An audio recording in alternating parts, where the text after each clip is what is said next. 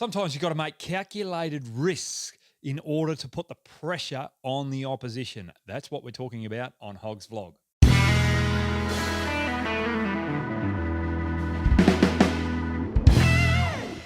Mayank's brilliant timing, and we're going to have a look at Kohli's decision as well.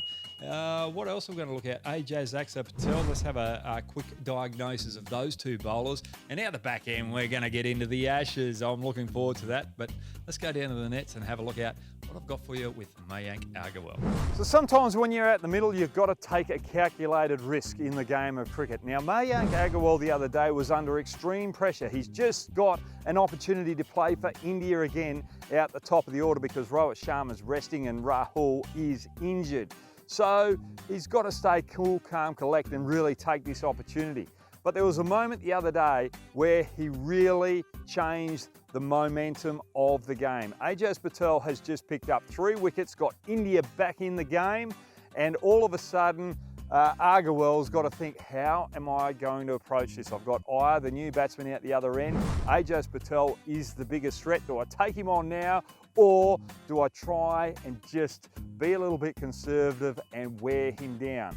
Well, he took the aggressive approach and I liked it. He knew that AJAZ Patel was going up and over, flighting the ball, and when he did flight the ball, he was getting a lot of turn off that Mumbai wicket.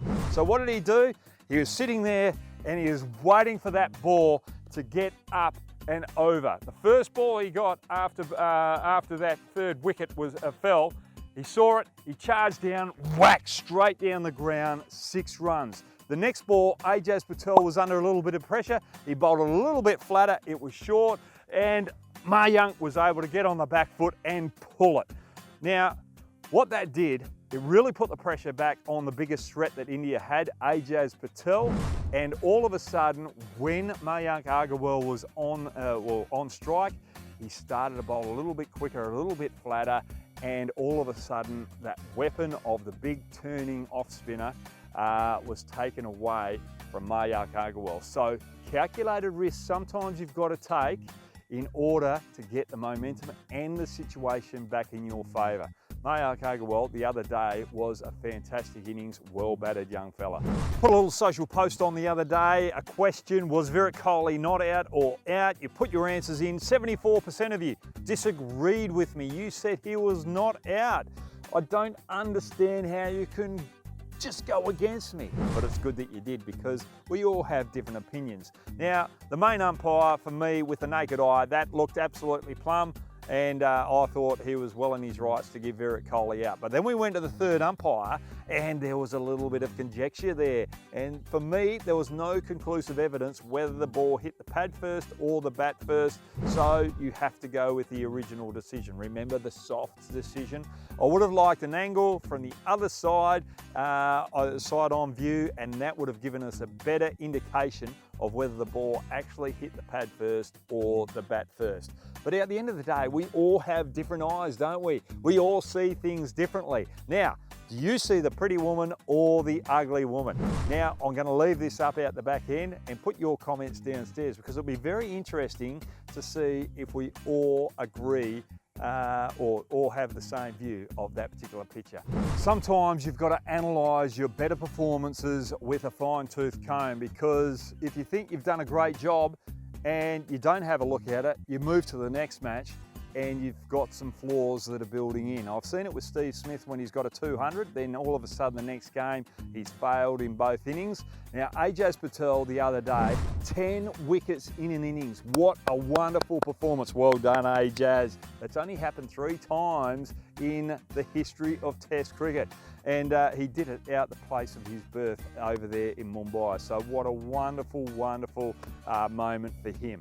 But if I compare him with AJAZ Patel, he needs to work on one little thing, and that is consistency. Now, that's AJAZ Patel's pitch map. As you can see, there's a little bit of inconsistency there, and the Mumbai wicket over there allowed him to get away with that inconsistency, because if you bowled a little bit fuller and the batsman didn't use the feet, the ball was going to turn away quite easily. But if we look at AJAZ Patel, his pitch map is around this little marker, which is a good length.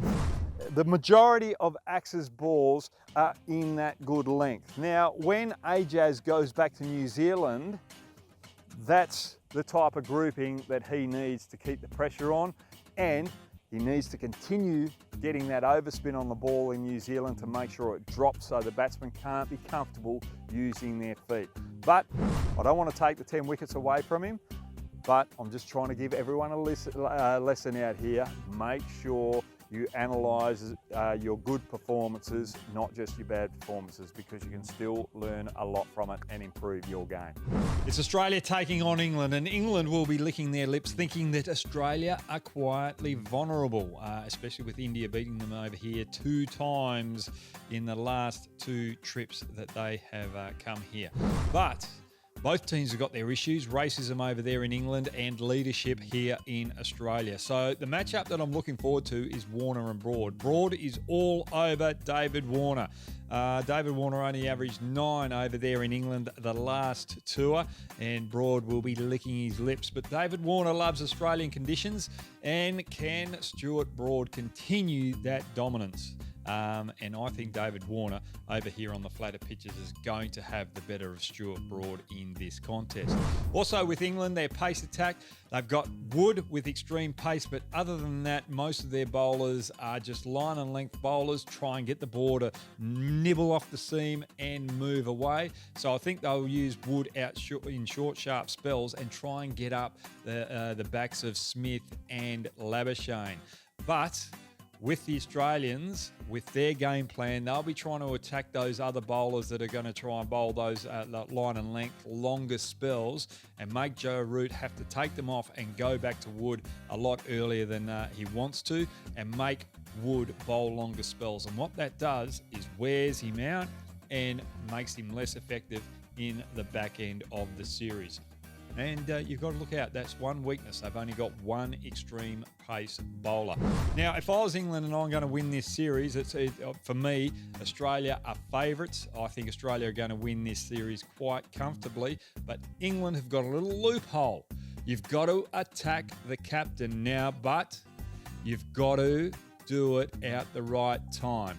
Now, Mitchell Starc will probably play the first test match. There's a lot of talk about him, whether he should play or Jai Richardson playing. So there's a bit of a doubt there with Mitchell Starc. Now, if England can get on top of Mitchell Starc, then when Cummins comes on to bowl, they've got to attack him at that moment and put him under pressure.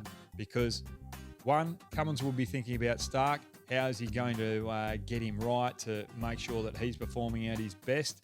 But because England are on top of him, he's coming on trying to stem the flow. And if he can't, then all of a sudden he's going to be put under pressure on the leadership side of things. And he's going to have to make those extra decisions of which bowlers to utilise and not. And its focus is going to go off his bowling. And all of a sudden, England can capitalise in that particular moment. So, for me, Australia are going to win this test match up in Brisbane if they're able to get 5 days play.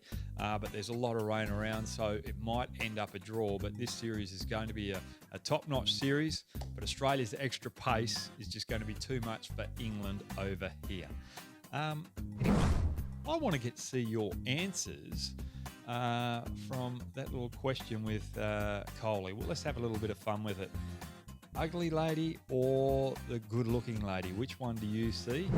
And I've got to admit, I saw the ugly one first, and it took me ages to work out where the good-looking lady was. Anyway, have fun, enjoy the Ashes series, and I'll see you in another week for another Hoggs vlog.